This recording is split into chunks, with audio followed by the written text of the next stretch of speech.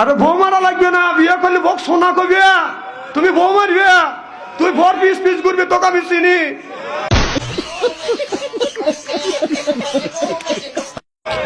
মুখ দেখলে আমরা দিশা পাই যে কোন মুরগি কি রকম ডিম পারে।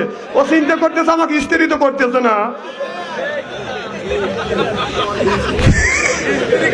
তোমার সাথে কত ভালো ভালো লোক দেখলাম, বিয়ের 6 মাস না যাইতি, যেদিন বিয়ে ঠিক হয় সাল বলে ওরা মনে করে যে মনোনয়ন পত্র জমা দিলাম, আর সেই যেদিন বিয়ে করে সেদিন মনে করে যে ইলেকশনে নির্বাচিত হয়ে এমপি নির্বাচিত হয়েছি।